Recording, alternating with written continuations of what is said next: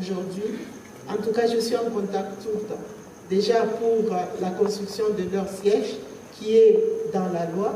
Donc nous sommes en train de pousser. Nous pensons que nous avons déjà visité avec plusieurs miniers des sites là où sera construite la cité minière, c'est-à-dire la cité administrative, où peut-être après, nous allons avoir même notre propre bourse discutée au niveau de notre pays.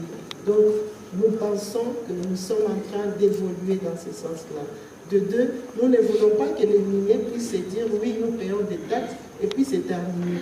C'est la raison pour laquelle le président avait parlé aux gens de Kamoa pour leur dire oui, vous payez les taxes, mais construisez tout autour de vous. Vous avez des travailleurs, on ne vous demande pas de créer des cités, mais il peut y avoir des joint ventures ou des partenariats publics-privés où les banquiers peuvent être garants. Les garantes pour que nous puissions avoir le fonds pour les travailleurs de pouvoir s'acheter une maison. Quand un travailleur à côté de son travail achète une maison, 17 000 travailleurs comme nous avons vu à Kamoa, ce sera une très grande cité tout autour de Kamoa. Donc les réflexions continuent. Je pense qu'avec tout ce que nous faisons, les miniers ont confiance et nous allons changer cette province. Alors, on a vu tout à l'heure à l'aéroport une maquette. Je veux vous dire que tout ce que nous sommes en train de faire aujourd'hui, les banquiers sont là, poser la question. Il n'y a pas de dette. Nous les faisons en faisant comme nous les faisons à la maison, notre budget mensuel, chaque femme, on peut la donner même 10 $, même 10 francs, elle va tout planifier pour que ses enfants puissent mieux manger. En tout cas, même si c'est une seule fois, mais au moins, elle sait le faire.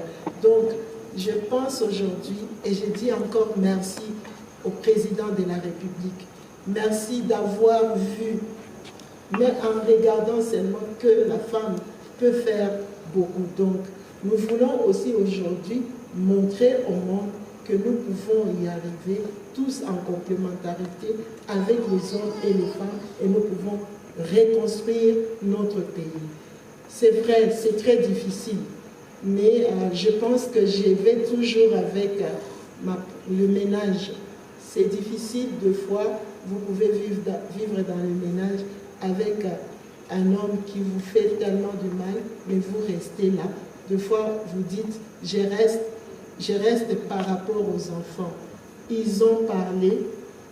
Je retiens une chose, le président m'avait dit, pour taire tout ça, tous ceux-là qui t'insultent et qui disent du mal de toi, prouve-le par ton travail. La province, nous voulons donner l'image qu'on nous a, en tout cas c'est toujours dans les instructions du président de la République, lors de son passage ici et de fois quand nous les voyons à son bureau, il veut que la capitale du cobalt reflète cette image de capitale de cobalt. Vous ne pouvez pas, je le répète encore, être première productrice de cobalt et avoir de routes en terre. Ça, c'est inacceptable. Vous ne pouvez pas être deuxième ou troisième producteur du cuivre et vous n'avez pas un aéroport digne. L'aéroport digne, c'est la porte d'entrée. Quand un investisseur vient, il vient avec une mallette, mais quand à la porte seulement, il ne voit pas, ça ne lui donne pas la confiance d'ouvrir même sa mallette, je crois qu'il va rentrer.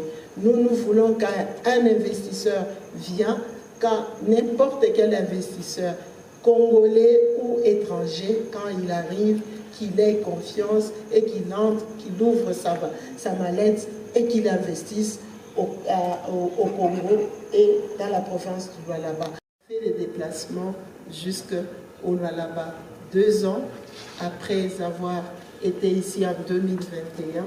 Pour nous, c'est énorme. Nous avons vécu ici au Katanga à l'époque et au Lualaba en général. On n'a pas vu le président visiter la province en 3 ans, 2 fois. Donc pour nous, c'est une bénédiction et nous disons encore merci beaucoup. D'accord, on a eu le temps d'aller au territoire de Muchacha où se trouve le projet dans cette belle terre congolaise. Pour commencer, d'abord, la population du Lualaba dit merci.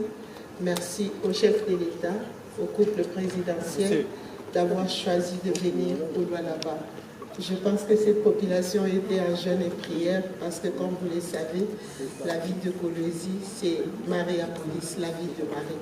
Donc, ils priaient pour ce jour. Le bâtiment administratif équivalent à un pourcentage, je crois, de leur investissement, 1%, Oui. 1%, pour avoir des sièges socialisés. Donc, il faut s'attendre à ce que, comme vous faites les suivis des recommandations du président de la République et de l'application de la loi, que nous ayons des bâtiments et des bâtiments de tous les grands opérateurs miniers qui sont ici, parce que pour la plupart, ils sont parmi les premiers producteurs mondiaux du cobalt ou du cuivre.